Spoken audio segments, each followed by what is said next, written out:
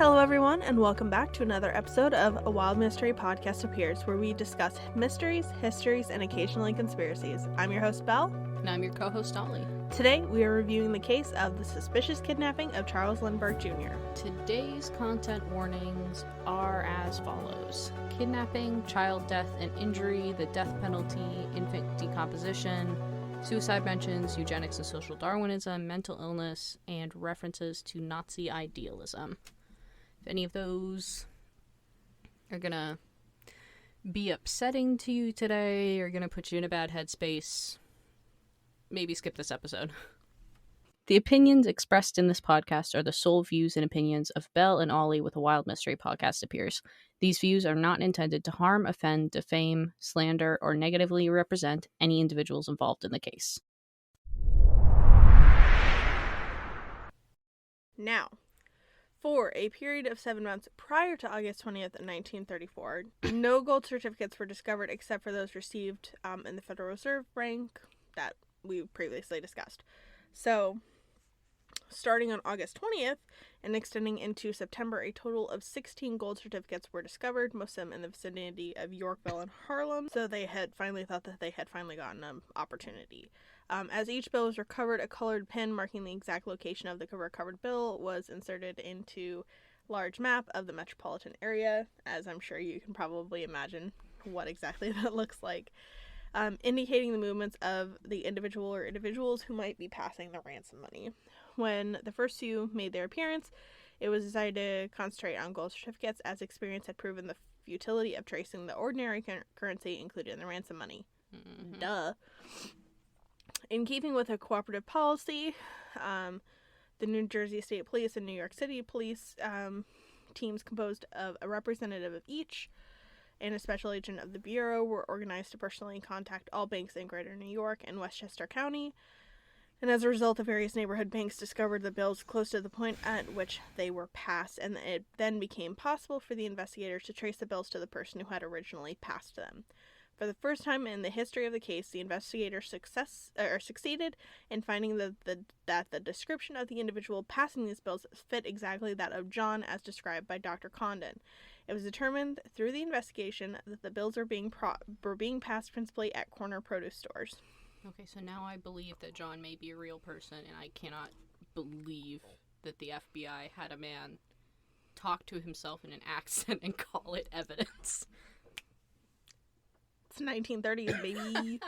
Can do whatever the fuck we want, including having somebody talk to himself in an accent. Woo! Come on, bro. Right, it's like imitating somebody from 2 years prior. They're like, this will tell us all we need to know about this man. Yep. Now, at about 1:20 p.m. on September 18th in 1934, 2 years after the baby was originally kidnapped, the assistant manager of the Corn Exchange Bank and Trust Company at 125th Street and Park Avenue, New York City, called the New York City Bureau office to advise that a $10 gold certificate had been discovered a few minutes previously by one of the tellers in that bank. It was soon ascertained that this bill had been received at the bank from a gasoline station located at 127th Street and Lexington Avenue. Oh, never mind. And on September 15th, an alert attendant had received a bill in payment for 5 gallons of gasoline from a man whose description fit closely that of the individual who had passed other bills in recent weeks. The gas station attendant, being suspicious of the $10 gold certificate, recorded on the bill the license number of the car driven by the purchaser. The license number was issued to Bruno Richard Hopman, who lived at 1279 East 222nd Street in Bronx, New York. And I'm assuming you don't know this, but the attendant at the gas station, again, I'm sure you don't know if they had heard of the case and knew. Well, I mean, I will say that the Bureau said that they did put out all these notices. So it is actually pretty likely, and it is a high-profile case, especially back then. I'm assuming it was a very high-profile case. Yeah. So I'm sure they were, aware of it. I'm sitting here wondering, I don't know that I've ever heard of a case where the, investigating officers, usually the FBI in cases like this, put out, here's the bill, here's the serial numbers we're looking for. Mm-hmm. I don't think I've ever heard of a case where something comes from that. Like, Yeah. I genuinely wonder if that's just kind of an intimidation tactic, and it doesn't actually do anything. I wonder. I would like to look up how many investigative techniques. That might be something I might lead into about maybe discussing one day. Hopman's house was closely surveyed by federal and local authorities through the night of September 18th until approximately 9 a.m. on the 19th. And then an individual closely fitting the description of John as supplied by Dr. Condon, and the description of the purchaser of the gas as supplied by the gas station employee, left his house and entered his automobile parked nearby, and he was promptly taken into custody by the agencies. I just am imagining, like, literally Hell descending upon these... No, I'm just imagining, like, literally 3 agents from 3 different organizations, and they're all, like, trying to get a hand on this guy, arresting him. Like physically, each one of them arresting him. You have the right to remain silent. Yeah. Anything you say can and will be... No, anything... Just arguing with each other. Yes. Like 3 sets of handcuffs on this one man. Great. Not You're arguing about which car to put him in. We can't take him in yours. Well, we can't take him in yours. Anyway, moving on. I'm sure that's not how it went. After further investigating, he was identified to be Bruno Richard Hopman. So, same person that, of course, the license had been issued. Okay. He's a German carpenter who had been in the country for approximately 11 years. And a $20 gold ransom certificate was found on his person, and his description fit perfectly that of Dr. Condon, as by Dr. Condon. And in his house was found a pair of shoes that had been purchased with one of the $20 ransom bills that was recovered on September 8th, about 10 days prior. Okay, so the ransom bill, ransom certificate, so these were actually the ones that were paid to the kidnapper. Mm-hmm. Okay. Mm-hmm. Mr. Bruno Hoffman. Mm-hmm. Hoffman admitted several other purchases, which had been made with ransom certificates. On the night of September 19th, he was positively identified by Joseph Perrone, the cab driver, as the individual who received the 5th ransom note. The following day, ransom certificates in excess of $13,000 were found in the garage of Hopman's residence. Shortly thereafter, he was identified by Dr. Condon as John, to whom the ransom had been paid. So that totals, from what we have heard, if this guy is the same as the guy who deposited those things in the bank, that totals, from the really quick stupid math that I did, around almost $16,000. I will say I had varying levels of reports on the amount of money. Some said that it was upwards of 18 that they found. Some said, 13. I lowballed it. Okay. So, but either way, it's under 20,000. So, they also said somewhere later they discussed that apparently he got really into investing in the stock market. Okay. So, yeah. So, my point in saying that is that, it's not 50,000, but that is a reasonable amount. It is an amount that he would have had, And then shortly after the excessive amount of money was found, he was also identified by Dr. Condon as John, to who he had paid the ransom. It was also determined that he possessed a Dodge sedan car, SUV, whatever, so that he drove a vehicle, which is a Dodge sedan, which was similar to a vehicle that was seen in the vicinity of the Lindbergh home the day prior to the kidnapping. What I will say is that I don't know how popular sedans were back then. Yeah. But there are a lot of sedans on the road nowadays. Yeah. But it is really interesting to me that the people who examined the ransom note said it was probably a German person. Mm-hmm. And this guy is a German person. The FBI reviewed Hopman's handwriting samples and discovered remarkable similarities in inconspicuous personal characteristics and writing habits. For example, his A is weird as fuck. His capital A, I should say. It looks cool. Yeah. But, yeah, and it then, is very distinctive. And then, of course, the fact that he resembled the descriptions both by Dr. Condon and Joseph Perrone, which, of course, eyewitness testimony is notoriously unreliable, but the fact that they have two of them, you know, later learns that. So further investigation led to that Hauptmann, who was 35 years old, was a native of Saxony, Germany, and he had a criminal record for robbery and had spent time in prison. Early in July of 1923, he stowed away on the SSS Hanover at Bremen, Germany, and arrived in the port of New York City on July 13th in 1923. He was arrested and deported immediately, and after another failed attempt at entry in August, I assume of 23, he successfully entered the U.S. in November. Yeah. On board the USS George Washington. And on October 10th and 25... Do you know if he stowed away on that one, too? I mean, I'm guessing. I'm just going to take a wild stab at it. And on October 10th in 1925, he married his wife, Anna Schaffler, who was a New York City waitress. They had a son, Manfred, who was born to them in 1933.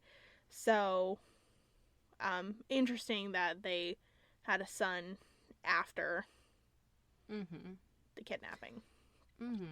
So during his illegal stay in New York City, until the spring of 1932, he maintained his job as a carpenter. However, after a short while after March 1st, 1932, he began to trade rather extensively in stocks and never worked again. He was indicted in the Supreme Court in Bronx County in New York on charges of extortion on September 26 in 1934 and on October 8th in 1934.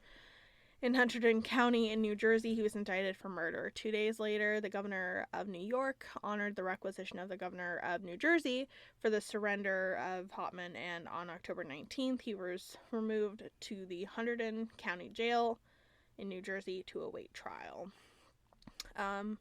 Trial started on January 3rd in 1935 in New Jersey and lasted 5 weeks. Case against him was based on circumstantial evidence. Tool marks on the latter matched tools owned by Hauptmann. I mean, chisels are a pretty common tool, but yeah, that's true, I'm wondering if they had, like, specific deformities that were, known. Wood in the ladder was found to match wood used as flooring in his attic. Dr. Condon's telephone number and address were found scrawled on a doorframe inside a closet, and writing on the ransom notes matched samples of Hauptmann's handwriting. And on February 13th, in 1935, the jury returned a verdict. He was determined to be guilty of murder in the first degree, and he was sentenced to death, and the defense appealed that decision. The Supreme Court of New Jersey on October 9th upheld the verdict of the lower court, and his appeal to the Supreme Court was denied on December 9th of the same year, and he was electrocuted 1 month and some change later on January 17th and 36. He was set to be electrocuted on that day. At the same time, the governor of New Jersey granted a 30-day reprieve, and on February 17th, he was resentenced to be electrocuted during the week of March 30th.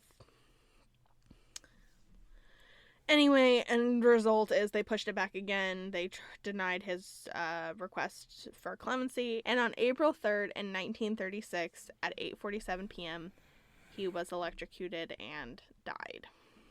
That seems like the worst, least humane way of... It really does. Death, by the way. Yeah. Not that I agree with the death penalty anyway, because... Nope. But... the amount of people that have been incorrectly put to death is... disturbingly high. Yeah. So with that being said, we're going to go ahead and do ad break, which I know this is a little bit shorter time in between those because we went through those a little bit faster. But Next, coming up, we have the conspiracies. Y'all know what time it is. It's conspiracy time. I'm so excited. This is like, I just want to clarify, this is on our mystery podcast. Not because it is technically unsolved, because technically speaking, it is solved. It's just that not everybody's convinced. Oh, there's a large population that totally does not believe. It's like it's honestly kind of similar to John Benet Ramsey, where it's like everyone thinks that they know who it was, but it is unsolved. But it's like kind of the converse of that, where it's like it is solved, but not everyone agrees. So for the conspiracies, I've kind of broken them down into separate categories. We're pretty much going to only address the main ones because this episode is going to be super goddamn long. As fuck. A Rutgers professor named Lloyd Gardner, who was a professor of history emeritus, believed that the Lindberghs' fascination with social Darwinism and evidence that Charles Lindbergh Jr. had health problems is a compelling theory into that Charles Lindbergh Sr. was a part of his son's disappearance and subsequent death. Okay. So basically, like, a couple of things, like, he had toes that crossed or some shit. So he was genetically seen as imperfect, and apparently Lindbergh was very much into the whole, my genes are superior. Okay. And then his son wasn't perfect. Wildly, for some reason, I thought that was suggesting inbreeding. Oh, yeah, no.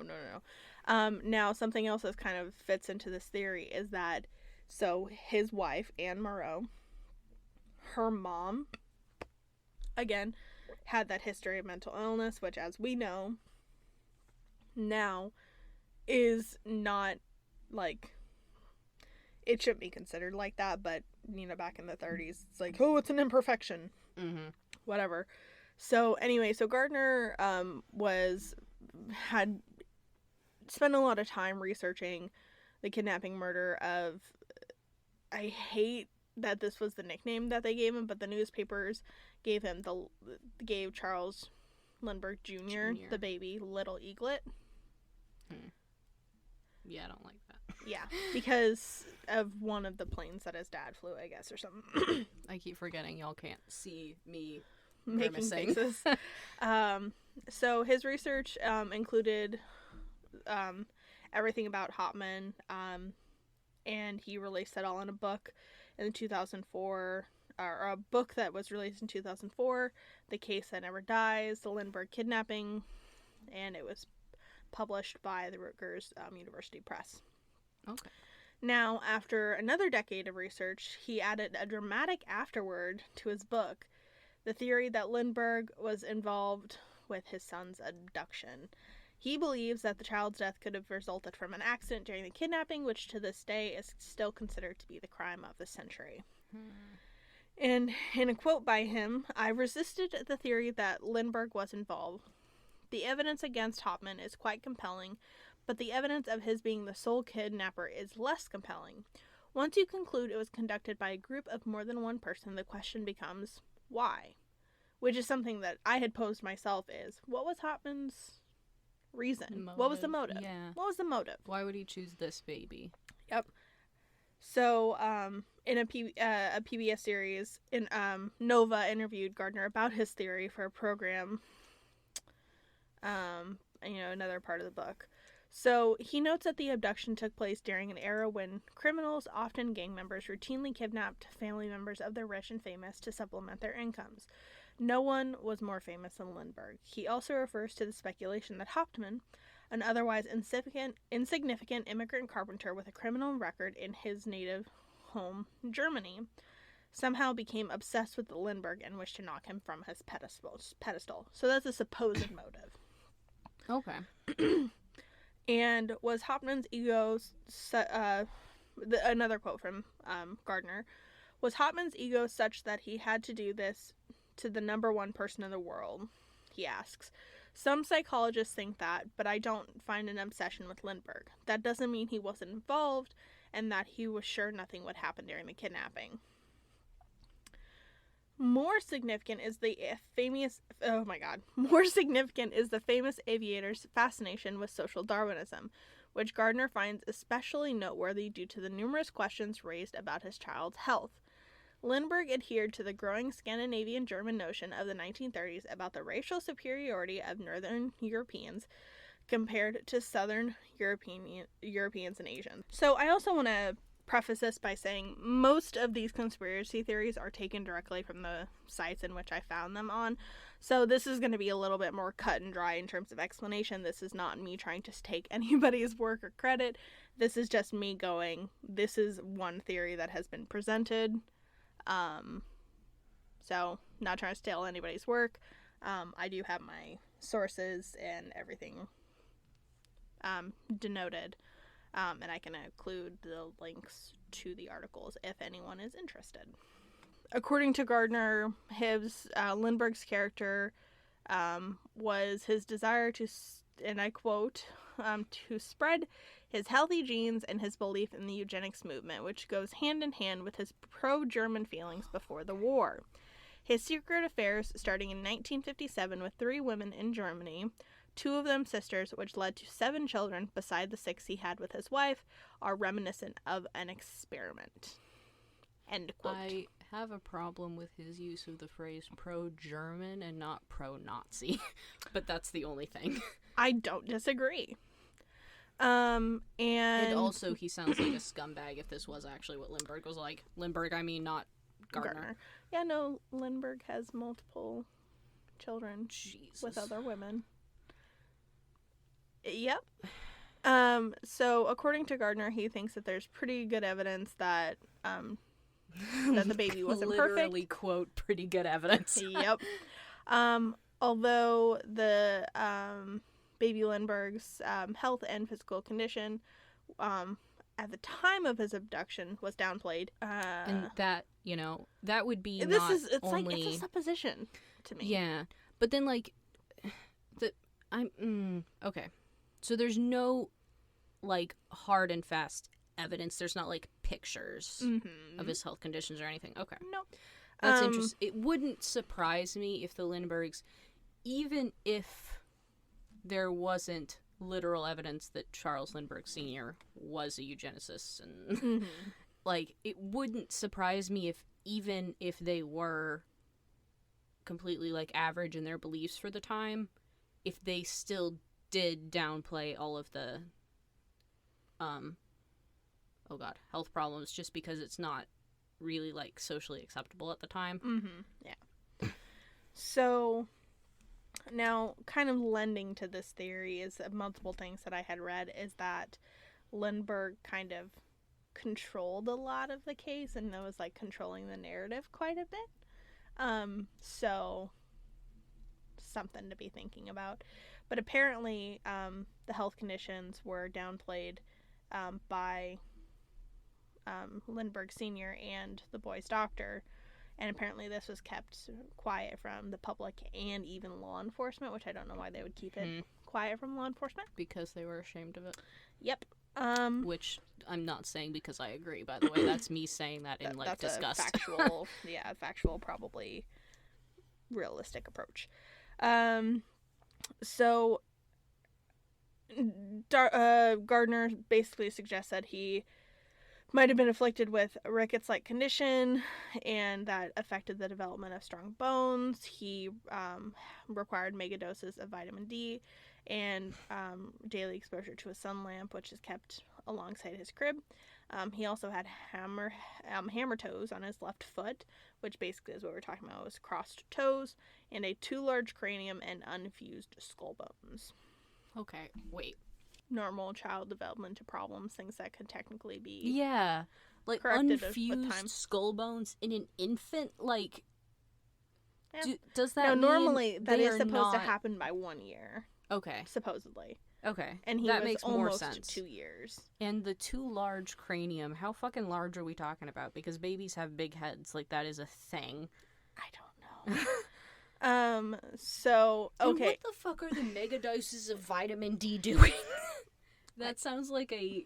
Weird. Yeah. like It pseudoscience. sounds like a weird. So then going back into discussing that, his father took a lot of control over some of the aspects of the investigation. He isolated, and of course, again, this is supposition by Gardner.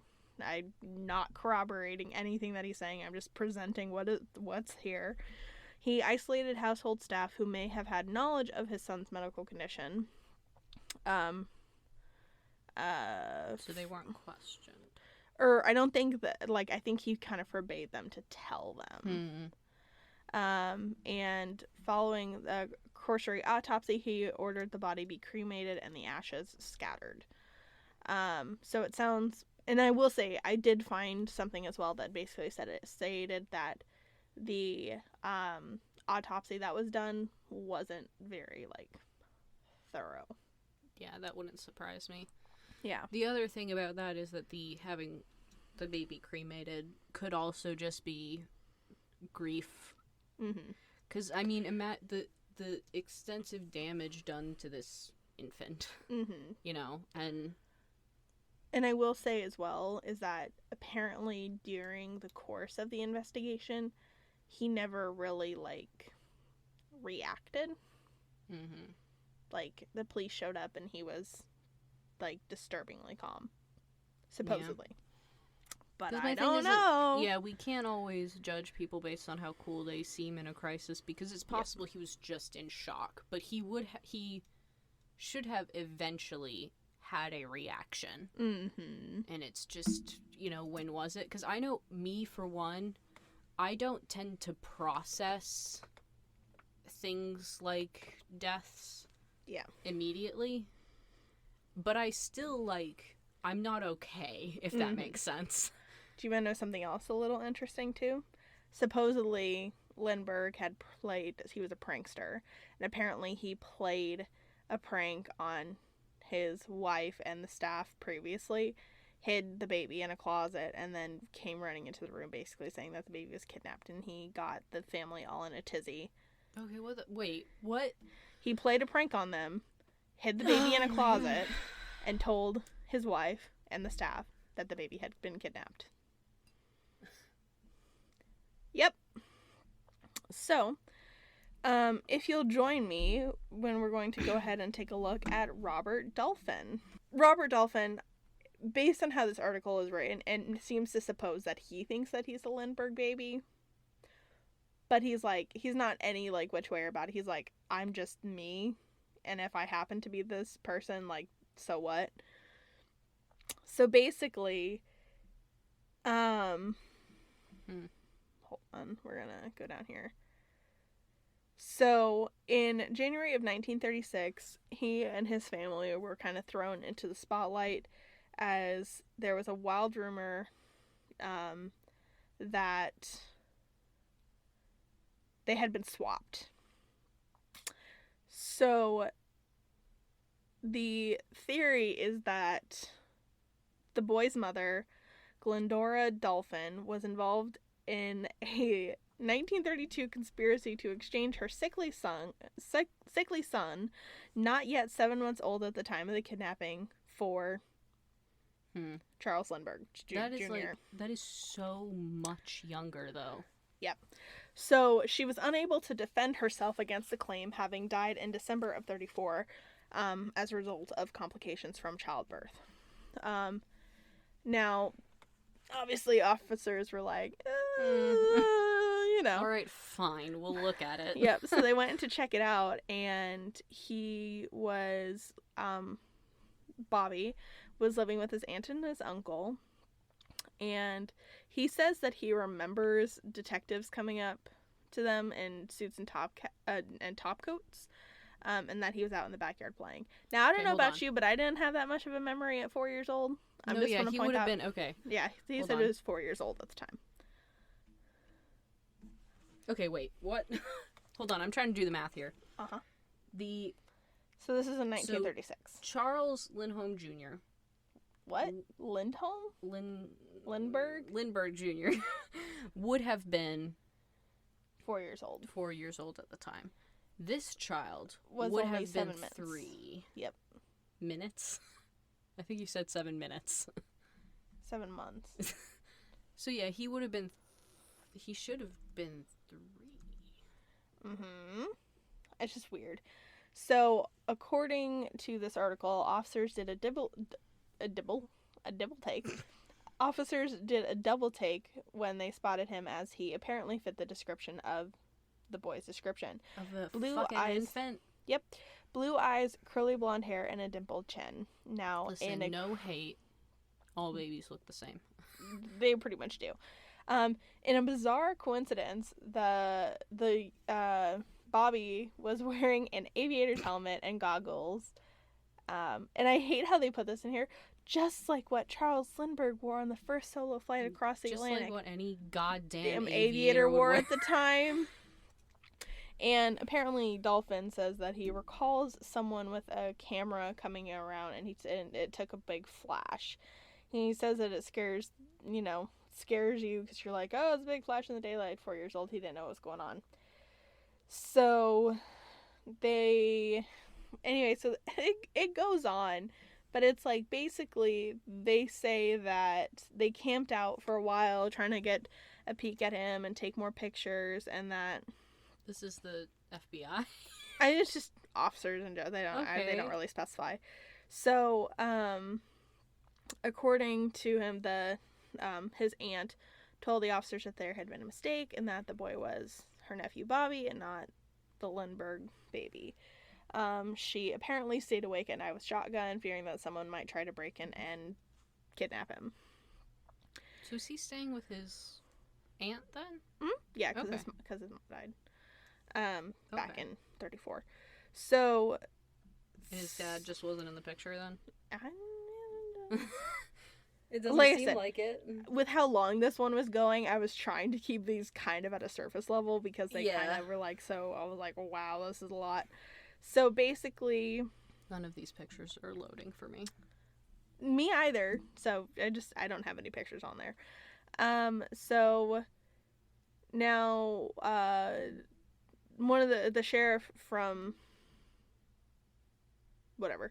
sheriff from that area said it's probably only one chance in a million that Robert Dolphin might be the Lindbergh baby, but that it had to be investigated anyway. Mm-hmm.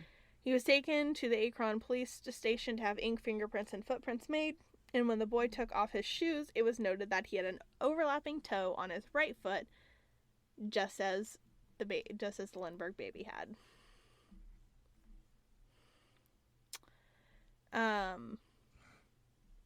So, further details kind of started backing it up as his mom, Dory, had taken her son to New York I don't even know anymore. I'm so tired. She said that she was going to visit a sick uncle, and then when she returned 2 weeks later, a handful of witnesses would later tell police and reporters she was carrying a large wad of money, which was unusual during the Depression, and her son didn't look the same. Ira Meyer, an Akron auto mechanic, reportedly told detectives in 1936 that he had driven the real Bobby to Children's Hospital in early 1932, about a month before the kidnapping for a hernia operation. The baby was very ill at the time and lay limp in my arms when I took him into the hospital. Mm-hmm. He didn't see Dory again until she returned from New Jersey after the kidnapping. He stopped by the Dolphin house, and she offered to reimburse him for the gas. She took out a roll of bills and gave me some, and then she said, "Have you seen Bobby?" I looked at the child and was amazed to see that the child was a third larger than the other Bobby had been. Also, he had curly hair where the original Bobby had one little tuft of straight hair. I took one look at the child and said, "Why, that's not Bobby, Dory." I'll never forget how she stood there for a minute thinking, and then she suddenly admitted it. "No, you're right," she said, "that's not Bobby." She didn't say any more, and I didn't press her. I figured her own baby had died, and though I had never seen the death notice and that she had adopted a child, I never thought of the Lindbergh child at that time. End quote. Hmm. So... It's wild to me that so many people around this are also saying, no, yeah. Yeah. Yeah, we're pretty sure. Yeah. And then later... someone else, Esther Ebert, who worked for the Dolphins, gave the newspaper a similar account, saying that she was there when they took Bobby to the hospital, and then she told her that Miss Dolphin said that they were gonna go to New Jersey to see a sick uncle. When she returned in 2 weeks, she was called back to the house. There was a child, but it was not Bobby. I said to her, "Why, Mrs. Dolphin, that is not Bobby." "Oh, yes, it is," she said. "Only they fed him up at the hospital, and he got bigger, and his hair got curly." And apparently, even Bobby's father began to have doubts. He said, "I was summoned home from a trip I made to St. Louis when my child was a baby." Andrew Dolphin, who was a bus driver, was quoted as telling police, "They informed me my son was very ill. When I arrived home, I found a perfectly healthy child who didn't resemble my baby at all. I said to my wife at the time, 'This is not our child. Our child did not have curly hair.' Later, I noticed that my wife had plenty of money. I saw $600 and $20 bills in her possession at one time. She could not seem to explain to me where she got it. Off and on, I would say to her, 'This is not our boy.'" According to newspaper accounts, the police records are lost, because of course they are.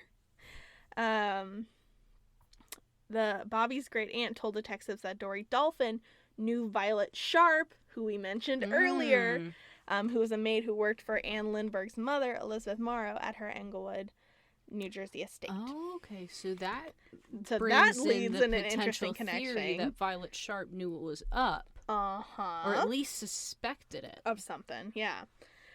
So, yeah. Basically, Bobby's great aunt told the investigators a bizarre tale.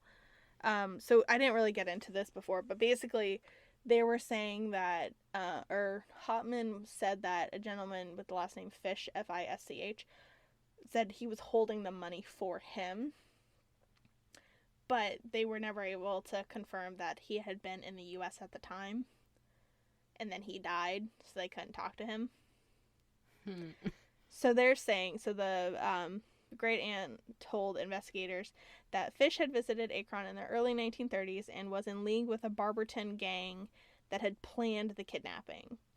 A body of a child was dug up from a cemetery by this gang for authorities to find in place of the Lindbergh baby. They took off the child's sleeping garments and put them on the body, then gave the Lindbergh child to Dory, who returned from her New Jersey trip with a new baby. But the sleeping thing was given to the family. Mm-hmm.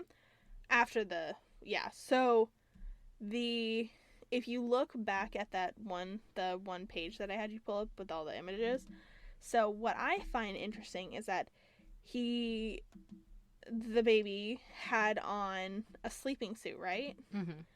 But then they also found an undershirt and pants, underpants, an undershirt and underwear, basically, on him. So why did he have both on? Why did he have a sleeping suit and all this on? Like, that's weird to me. I don't know. And the great aunt is cited as saying, "Bruno Richard Hauptmann has nothing to do with the kidnapping of the Lindbergh child. They planted the money on him one time when he and his wife were away." She was pressed on how she knew this, and she shut down, saying that she was afraid for her life. What I will say, though, is that these pictures of Charles Lindbergh Jr., he got a full head of curly hair. Like, this baby's got lots of hair. Yep. And so, obviously, there was quite a bit of evidence denoting that Hauptmann was involved. But then, to kind of lend not so much truth to this theory is that their great aunt was committed to Massillon State Hospital in 1924 because of hallucinations that her family was persecuting her. Now, mind you, a lot of women were also admitted to mental hospitals hysteria for stupid shit. Now, Andrew Dolphin, the father, who earlier said that he doubted his son's identity, disputed the quotes attributed to him And he said, "All I said was that he didn't look very sick after the operation. I never said he didn't look like the same child." Now, someone said, I think it's later in this article, it's like, well, unless you saw the baby playing with those toys, you can't say that it was the Lindbergh baby who touched those toys. I'm like, whatever. So, Robert Dolphin, Bobby Dolphin, has even been thinking about exhuming his mother's body to do a DNA test. He just wants to know for sure. Obviously, over the years, a lot of people have claimed to be the Lindbergh baby. One man says that he recovered memories of being carried out of the nursery via 20 months hypnosis. Has legally changed his name to Charles A. Lindbergh III. And a lot of these tales have been equally as outrageous, including a woman from Oklahoma who is black, who says that she was a Charles Lindbergh Jr. until someone changed her sex and dyed her skin. Yep. No, I'm not gonna. I can't. Yep. So, anyway, the way I see it is kind of Robert Dolphin is just kind of like, there's some kind of stuff. So, he fully believes that he's the, kid who was born 13 months after Charles Lindbergh Jr. And he says, he's quoted as saying, "You only know what you've been told, and what I've been told is I'm me." He says, "I don't have anything to dispute that, but you wonder." Which honestly I think is kind of a very realistic approach on it, because all you know is what you know, and you don't really want to not trust your family, but it's just kind of weird. And he says, the more you run onto, it puts maybe a little more doubt in your mind. Now, according to the article, it says that it'd be easier to dismiss the theory if Dolphin didn't. So, if he didn't resemble him as much as he does, Charles Lindbergh Sr. Oh, okay, cool. Hey, guys, I found an updated article. Ooh. He's not the Lindbergh baby. DNA tests confirmed that he is genetically related to one of his nieces. This proves that he was related to his mother and cannot possibly be the Lindbergh baby. Okay. So, hey, cool. Yeah. I just happened to do... because I just want to reiterate. It's not that I didn't dare to look deeper. It's just... There's literally thousands upon thousands of articles and books and resources and all this sort of stuff. I was trying to choose the most, compelling. And the way this is kind of written is, you remember one of our last episodes that,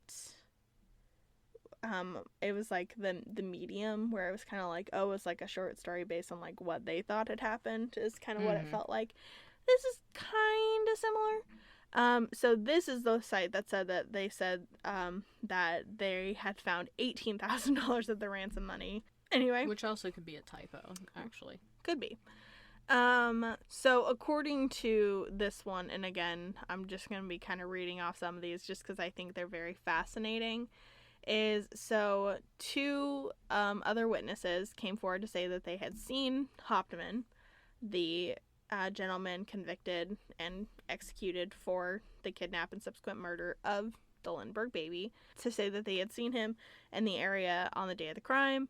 And the foreman for the company in which he worked for had brought forth a time card saying that he had not been at work that day. Now, interestingly enough, when compared to other time cards of employees on that day, supposedly, is that they had a zero and a line slashed through it, but apparently has had ink blots on it, suggesting that might have not been there. I don't know. It's just weird. And one of the witnesses who placed Hauptmann at the scene was legally blind, and in the prosecutor's office apparently identified a vase of flowers as a woman's hat, yet he claimed to be able to recognize the face of a man going by in a car. The second was a known pathological liar who denied categorically that he had seen anything unusual until the offer of a reward was announced. The thing about things like this is you wonder how much of it is just exaggeration, you know? Yeah.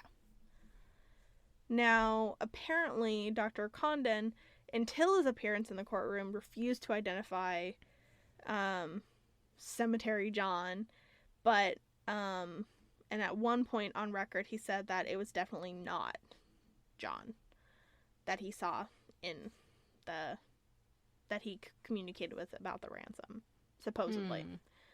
Again, sites like these, if you don't put your sources, honey, I can't contribute it to that. So in court, the prosecution produced the board from the closet in which apparently Jaffe's or Dr. Condon's address and phone number were written, and that Hopman said he couldn't recall writing it there, but conceded that since it was in his closet, maybe he did, because he had been interested in following the case. And apparently a reporter for the New York Daily News later bragged to a fellow reporter that he had written the number there himself on a day when there was no fresh news in the case, and his editors were on his back for front page material. And so I'm going to read you directly from this. It says, "For those who doubt this, consider two things. Hoffman had no phone. If he was using a payphone to contact Jaffe, he would probably use something more portable than a closet board to record the number on. Also, to see the number, one had to remove both shelves in the closet and stand in the back using a flashlight. Hardly convenient for quick and unobtrusive reference." Yeah, that's absolutely fucking wild to me. Like, It's not like you could bring your cell phone over to the closet at that point in time and, like, copy it. You know what I mean? Yeah, you know what I find interesting, though, is that as far as I know, they never made phone contact. Yeah, that too. Or at least I don't remember saying that. Like, that was also, it also occurred to me is that it seemed like they exclusively communicated in person and through letters. Yep. So. Yep. And then another thing that this site brings to light says they are bringing to light, is that the police claim to have found a missing board in Hopman's attic which matched the wood in the kidnap ladder. This missing board was discovered after several previous searches, and when the board in question was matched against the piece it was allegedly cut away from, it proved to be thicker than the board that was still in the attic floor. And apparently the New Jersey governor at the time made an open accusation that the evidence had been falsified. What I will say is that all of the articles that I am seeing linked on this page, like, I'm not clicking on any of them, Yep.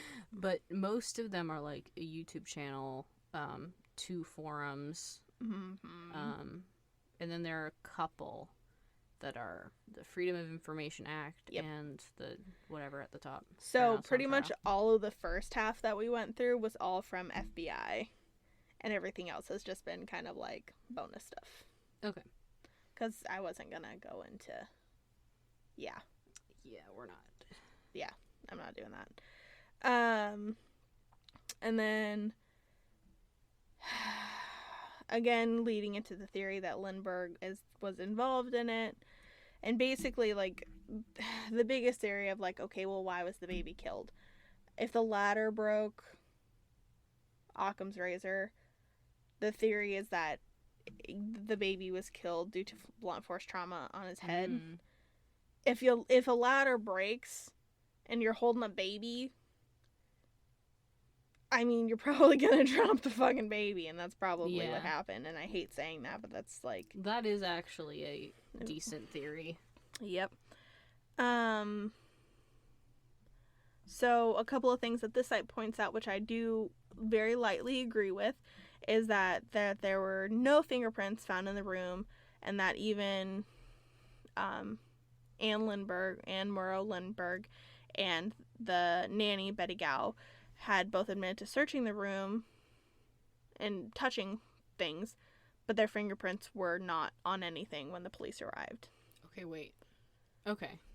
So that's weird. That's weird, because that is... My initial thought was like, well, maybe the kidnapper dusted, like, clean the room. Mm-hmm. But that doesn't make sense if they said that they had searched the room after the kidnapping was discovered. Yep. And then, according to this, apparently the women say that they didn't see the ransom note, but that Lindbergh was able to spot it when he re-entered. And why was it left on the windowsill?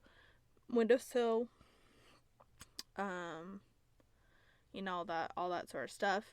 And then, I hate how they put this, and on discovering that his child was missing, how could any loving father have ordered that the note be left untouched and leave it so for 2 full hours until a fingerprint expert arrived to open and read the note? Here's the thing, is that some people think analytically that, where it's like, if I touch this, I could compromise fingerprints. Some people are better at it than others. Here's the thing. As somebody who is, and I'm not saying that this is the same. Mm-hmm. As somebody who is CPR certified. Yep. If I was walking down the street and I saw what I thought looked like a mannequin, like, sticking out of the sand or whatever, mm-hmm. like, I have heard of too many cases. I think I would stop exactly where I was and call the police. Yep. And I would not touch that person. Nope. Because I would be convinced, like... that I would somehow destroy... Like... Yeah. I would be on the phone saying, it looks like a mannequin, but I've watched too many YouTube videos where it's not a mannequin. Like... Yeah. Yeah. Exactly. Or, I just... And it kind of sounds fucked up, but it's like, I already have enough trauma. I don't need that additional trauma. Yeah. So... and apparently they had a family dog who barked at the slightest disturbance, but apparently didn't bark that night. And anyway, there's just a lot of things in this case, so I'm gonna leave most of the rest of it up for interpretation, because there's too much to get into. And as Ollie had stated, most of the I pretty much how I do it is that any site that I go to, whether factual or not, I copy that link down and I use it, because WDS instilled in me. We're not plagiarizing. And I hate, and the way that I build my episodes is, like I said, I basically take all the information from wherever I'm taking it from, write it up, but at a certain point, when you're 10 pages in, you give up. I'm like, I'm going to talk about it anyway, and I verbally edit more than I physically edit. So, but at the end of the day, if anyone has any concerns, I have all the links that I use to reference all of these things, and that's that.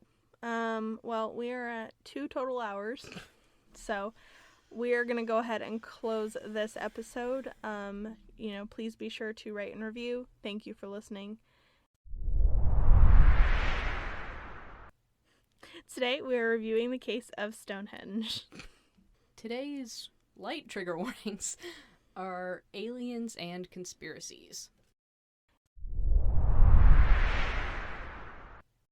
So, unless you have been living under a rock... Pause for laughter. You have heard of Stonehenge. Stonehenge is a prehistoric monument that is in Wiltshire, England, and archaeologists believe that the structure... I wrote this at 10 p.m. last night. A word or two missing here, I believe. That the structure was originally built anywhere from 3000 BC to 2000 BC. I definitely just had a moment where I was like, but that's going back in time. I do that every goddamn time. I'm like, BC confuses the shit out of me. BC or BCE? Yeah. So Stonehenge was actually built in 6 stages, between 3000 and 1520 BCE. As far as we know, the site was used for ceremonial purposes, beginning about 8,000 to 7,000 BC. Okay. So it was used way before it was built. Yeah, so the site itself was I didn't mean I know what you meant. So it's the site itself was of great ceremonial importance. So Stonehenge itself consists of an outer ring of vertical stones, each at about 13 feet high and 7 feet wide, and weighing about 25 tons. So, to clarify, that is 50,000 pounds. Topped by connecting horizontal lintel stones, and then inside the outer ring is a smaller ring of blue stones. Now, inside those are some freestanding trilithons, 2 bulkier vertical sarcens, joined by 1 lintel. Now, I'm going to be posting a lot of pictures because a lot of this is like, this is what type of stones it is. And it's like, I kid you not. Do you know what sarsen is? It's just rock. Yeah. It's stone. That's just all it is. It's just stone. Well, like, literally, as you were describing it, I was like, do I know what Stonehenge looks like? It's like, what is Stonehenge? What does it look like? Catch me Googling Stonehenge because I'm like, Yeah. So now the whole monument, which is now in more or less ruins, is aligned towards the sunrise on the summer solstice. aligned. So, like, it looks like it was circular to me is the thing. Or no, actually it does look like it was just, do they mow the lawn at Stonehenge? I feel like they do. I feel like they have to. Well, there are pictures. It's a pretty big monument, so it's like you gotta keep it manicured for traffic.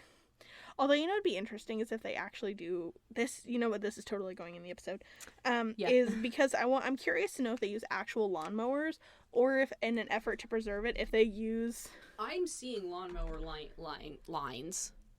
Well, not necessarily, because, you know, when you use the, like, scythe thingamajig, it still can create some pretty. Because that's the thing, is that, like, I'm seeing the lawnmower lines kind of around it, but when you get in closer to the actual Stonehenge, I don't see those lines anymore. So maybe they use it around the big area, if you know what I mean, and then when they get in closer, they do, like, you know, a scythe. Or this is so wild. Why are we talking about this? Why did I bring this up? Sheep are grazed in the surrounding fields, some of which are owned by English Heritage, others by the National Trust, but the areas immediately adjacent to the stones are mowed by humans with machines. I hear a lot about Stonehenge and people just, like, going up and touching the stones and, like, people, like, archaeologists being worried that it's going to just disintegrate, like deteriorate faster. So first off, pitchcare.com, serving the turf care industry, managing the grass areas at Stonehenge. I can't.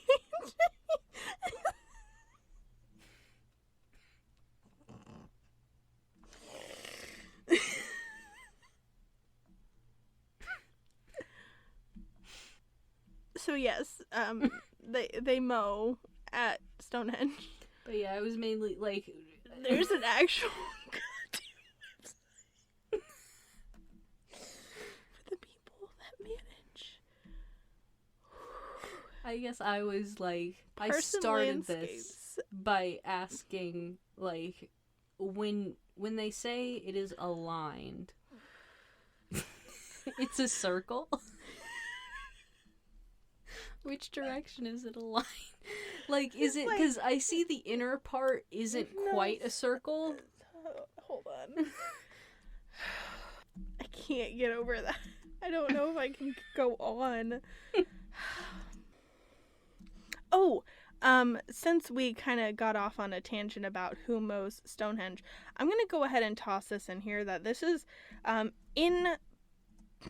in partnership with my last episode of The Lost Land of Punt, where I felt like it was half a bullshit token. I'm cashing in the other half because there's a lot on Stonehenge, but there's also not a lot. So we're going to kind of go into, like, just, this is Stonehenge, this is what it is, but then I'm going to briefly go into the conspiracies, and then we're just going to kind of discuss from there. Because my other episode took 20 years. Which hopefully you have listened to it by now. Part of it, at least. Yeah, some of it. I feel like I should have made it a two-parter. So now that we're off the tangent about who mows Stonehenge, so the whole the stones themselves are set within the earth in the middle of the densest complex of Neolithic and Bronze Age monuments in England, including several hundred burial mounds called tumuli. So the surrounding circular earth bank and ditch is the earliest phase of the monument, which is dated back to about 3100 BC. Radiocarbon dating suggests that the first blue stones were raised between 2400 and 2200 BC, although they may have been at the site as early as 3000 BC. So they're just called blue stones. Mm-hmm. They're not blue. Sure, right? I don't think so. I mean, I think it's like a lot of stone has like kind of blue like undertones, but I don't think it's like ow, ow. Don't burn self. Too late. It's believed that Stonehenge probably was a burial ground from its earliest beginnings, and they have found deposits of human bone under the stones. I think it's just on the site. Okay. And that's dated as early as 3000 BC, which is when the ditch and the bank were first dug, and it continued for at least another 500 years. So this ditch in the bank oh no, actually, okay, never mind. I saw a zoomed out picture and now I see what they're talking about. Okay. Yeah. I was like, what the fuck are they saying? Like, what does this mean? So well, that's not what I meant to do. Come on, Google. Right. It's like zooming in, and it's like, oh, you want to zoom in on the whole page? No. Stonehenge itself has evolved in, like I said, many construction phases spanning at least 1,500 years. But apparently there's evidence that suggests a large-scale construction on and around the monument that potentially extends the landscape's time frame to 6,500 years. Damn. Dating and understanding the various phases of the activity is like really hard to get like scientifically accurate information. Yeah. So some of the biggest questions when Stonehenge is discussed is who built it? Nobody knows. The site that it's on, again, was used for ceremonial purposes and has been modified by a lot of different groups and people at different times. And that archaeologist evidence suggests that the first modification was made by early Mesolithic hunter-gatherers. I hate that word, Mesolithic. Can't fucking pronounce it. And some DNA analysis of bodies buried near Stonehenge suggests that some of its builders may have come from places outside of England, such as Wales or the Mediterranean. My favorite question: what is Stonehenge made of? When was the War of 1812 fought? 1814. Stonehenge is constructed from sarsen stones, which is a type of silicified sandstone which is found in England, and blue stones, a dolomite variation, which it can be extracted from Western Wales. I don't know why, but Stonehenge seems so much more like bizarre to me than the pyramids. You know what I mean? Well, I feel like the thing about Egypt is we have a lot of preserved information about how they did the burials and, especially about the pharaohs and things like that. But for things like this, it's not like somebody has carved on Stonehenge what it was used for and how often and frankly, I don't even think they know where any of these stones actually came from. Yeah. They haven't, as far as I know, and I could have, like I said, it's kind of a bullshit token. We're just going to talk about it. I'll Google it in a minute and see if they've identified where any of the stones from Stonehenge have come from. Mm-hmm. Actually, we're going to do it right now. And I saw a picture when I was trying to Google Stonehenge, where they had one of the lintel stones had gotten lost. Question mark. And they eventually, found it again, I guess, and replaced it, and they used a crane for it, obviously. But how did you do that before cranes? Okay, so here's a little bit of an answer. And I'm not saying I don't know if this is verified or not, so you just have to go with me on this. So the question is, how far away did the stones from Stonehenge come from? And it says a 2-year investigation led by Professor David Nash, the university's professor of physical geography, has revealed that most of the sarsen stones came from Westwoods on the edge of the Marlborough Downs in Wiltshire, around 15 miles north of Stonehenge. Okay, so they do actually know at least vaguely where it came from. Yeah, interesting. Okay. So another question is, what was Stonehenge used for? So, obviously, as with most ancient structures, yeah, there's a lot of debate for what it was used for. So, but probably everybody believes rituals, right? Probably. So potentially, suppositions include a druid temple, burial monument, meeting place between chiefdoms. I wonder if it was some kind of, timepiece? Oh, like a giant sundial? A giant sundial, or maybe even a giant calendar. Could be. Yeah. And then, and actually that's or an astronomical computer. Okay. Who built it? And the first sentence is, Stonehenge was not built by aliens. Thank you. Where is this you, or was that? Oh, Ed totally took that. But I totally agree. It was not fucking built by aliens, okay? Yeah, they don't care enough. Well, and genuinely, one of my biggest pet peeves about history, especially in art history, is people assuming that ancient civilizations could not possibly have been smart or good or intelligent enough to make amazing, aesthetically pleasing things. It had to have been aliens, because they couldn't possibly have made something. Yeah. So take it as people 5,000 years from now going, well, there's no way that they could have built the skyscrapers in New York City or computers or Dubai or any of this stuff without assistance from aliens. Yeah. Completely invalidates our work. Now, I will say that the claim of Stonehenge being built by aliens was apparently popularized by the book Chariots of the Gods.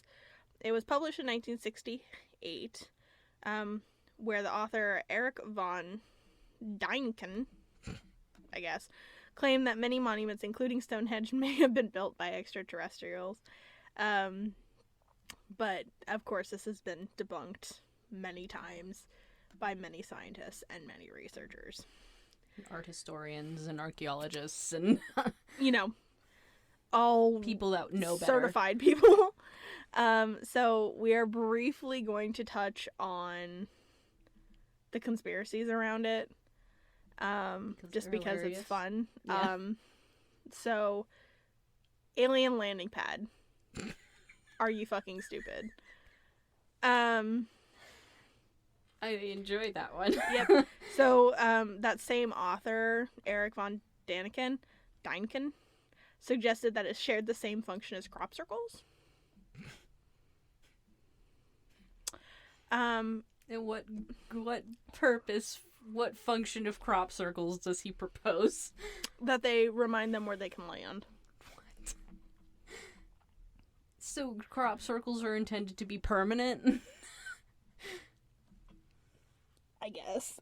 On top of the stones? I don't know. Is it like, you know, in parking spaces where it's like, ah, yes, I was in aisle Blue Moose. Like, okay. Ancient party place. That one I might believe. Now, this was backed by a team of researchers that said that maybe ancient Brits had, you know, gathered around to just have a heckin' good time. Frankly, I mean, maybe. I can't imagine taking potentially 6,500 years to construct a party place. Well, and on top of where you've buried a lot of bodies. Which, okay, I guess kind of like, if you take it like New Orleans, yeah, and how they celebrate the dead, maybe, yeah, kind of. Because New Orleans shares a lot of kind of with Egypt in that respect. This is even funnier than aliens is this theory for me. Some geologists think that it was nothing more than the result of that the rocks got put there by glaciers. Like receding or the other alternative to that is like I don't think I've seen this necessarily suggested, but like I find it funny because it's like, can you imagine just be like, oh, there's an earthquake and then there's like eruptions of rock, but the issue is like the way that they're molded to go together is like they literally have the locking joint where it's like you've got hollowed out parts and then not, and I don't forget what it's called, but like locking joints, and it's like one knob here and a receiving knob, and it's just like, and the glacier did that. Did it? Like, maybe if they were just saying the stones... I want to know what geologists put that forward. Yeah. Maybe if they're just saying the stones, that's how the stones got there, but it's not how they ended up in this... configuration. Yeah. I don't know. Fine, but... You ready for my next one? I don't know. You're giving me a look that makes me think maybe I'm not. Merlin. I've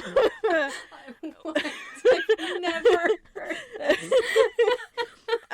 The earliest theory, a 12th century writer named Geoffrey of Monmouth suggested that hundreds of British nobles were slaughtered on Salisbury Plain, and that Stonehenge was a memorial to their memory that was required by the king. The myth goes that Merlin used his sorcery to gather and erect the stones, where they have stood as a symbol of mystical power ever since. What in the actual fuck? Arthur's like, it's okay, Merlin. It's okay, honey. He's so gay. Take your time. I just need a second to just... Yeah. That's fucking hilarious to me. Because if there's anything more hilarious than aliens, it's suggesting that Merlin created Stonehenge. Because, first off, so the basis on which King Arthur existed, because historians cannot confirm whether that's true or not, was supposedly in the 6th century. Which is far after. Yep, if there was a real King Arthur, he will have lived around 500 AD, although the first mention of him in Camelot is in a French poem from the is it literally called the Champagne region of France from 1180? It might be. Not 11, letter A, letter D, 1180. Okay.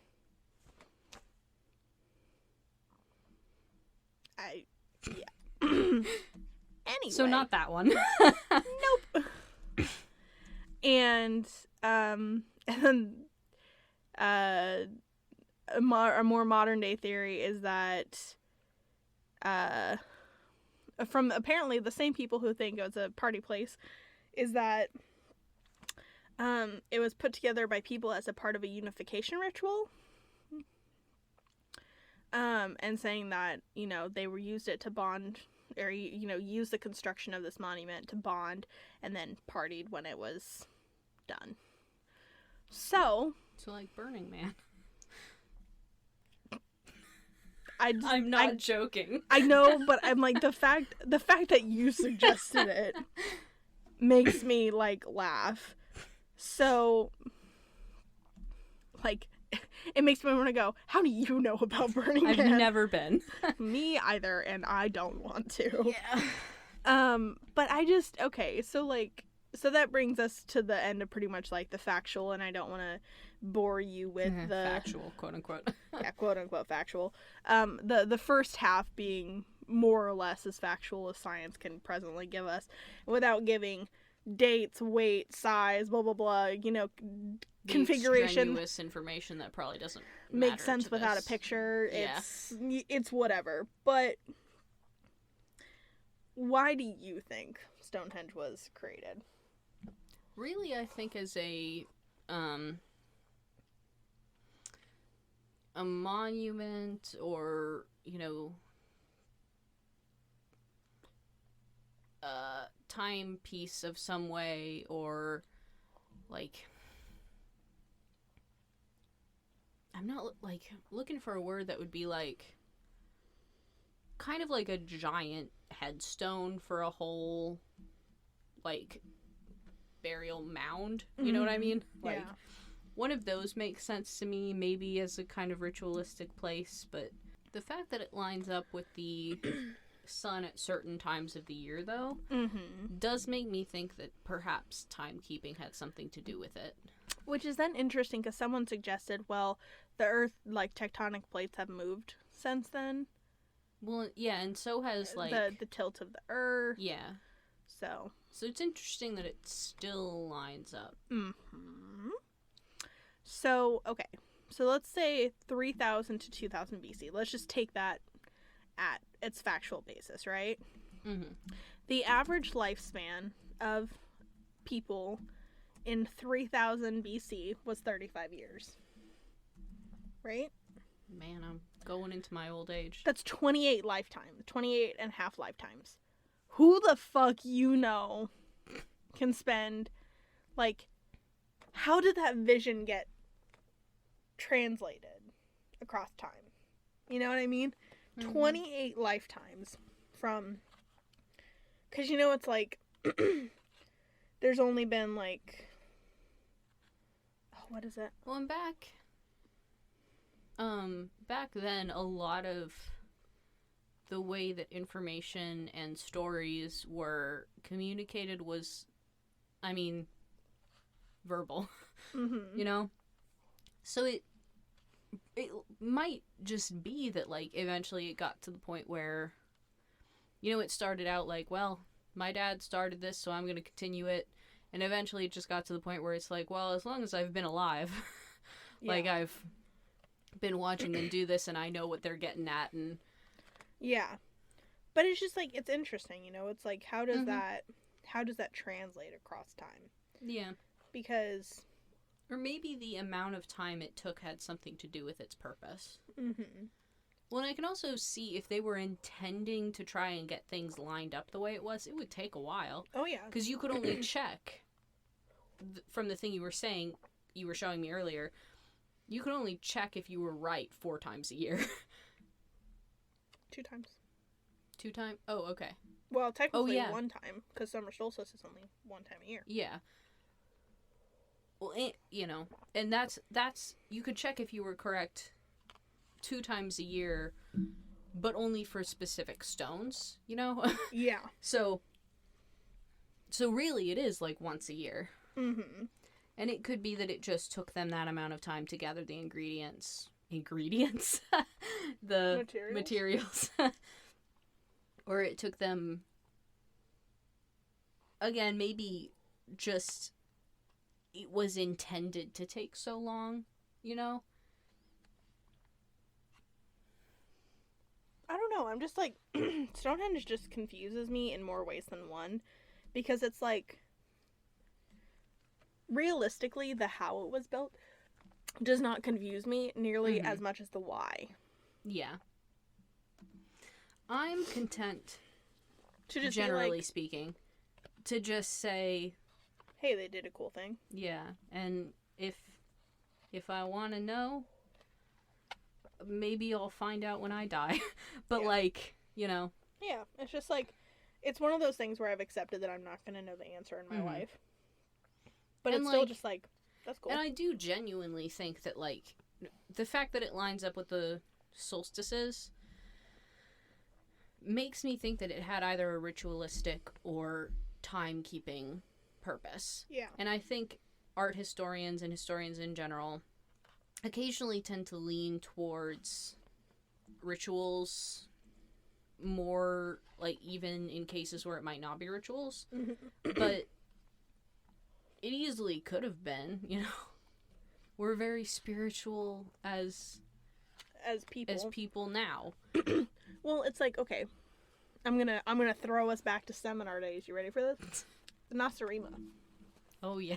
So you remember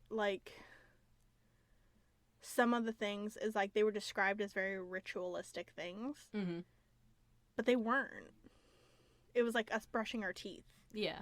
Going to the hospital. So for those of you who don't know, the Nasarima, it's a essay, I guess. It's a short story. Yeah, that's kind of done as if it's an essay on this people that they don't that you don't fully understand. It's talking about they Here you go.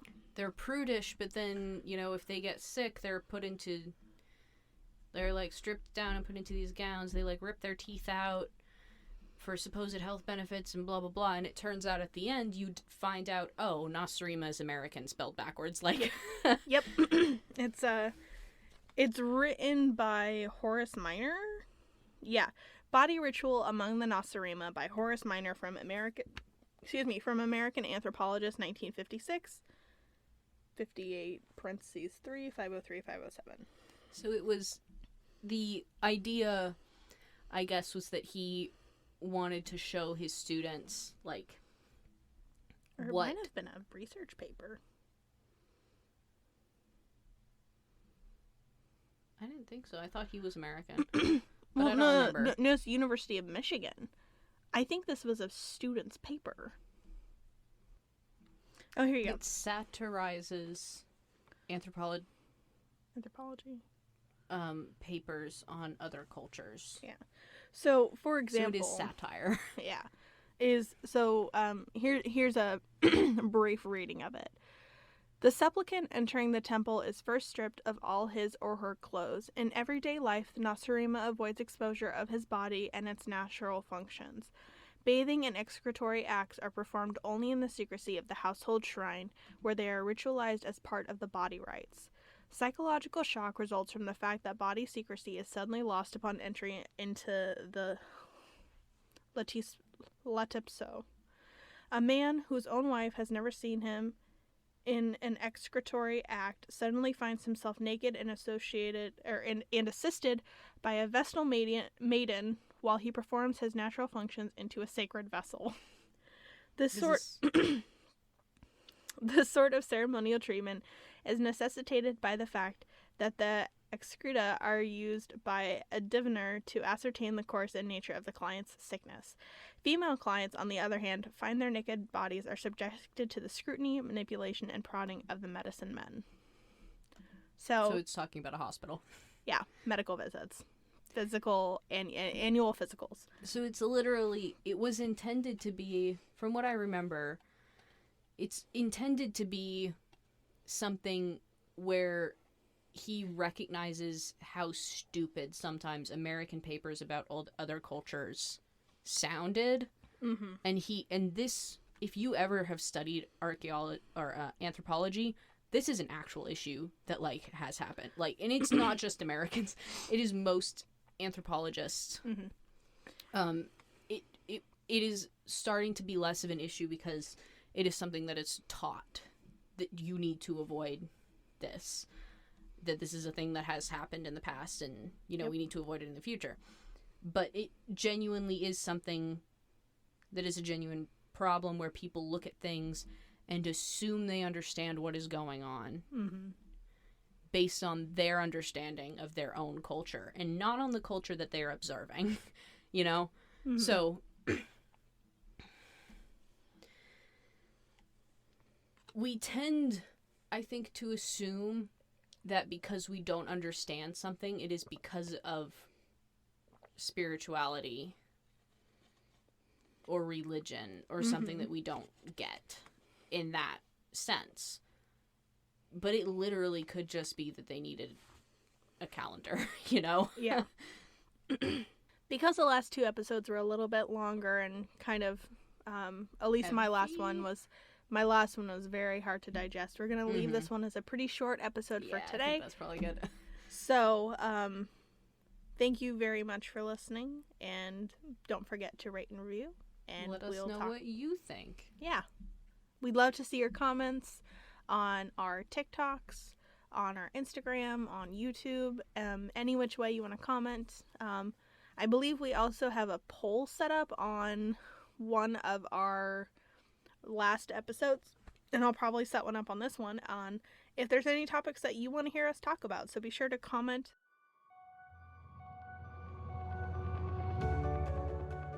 Thank you for listening to today's episode of A Wild Mystery Podcast Appears, recorded and produced by Belle and Ollie.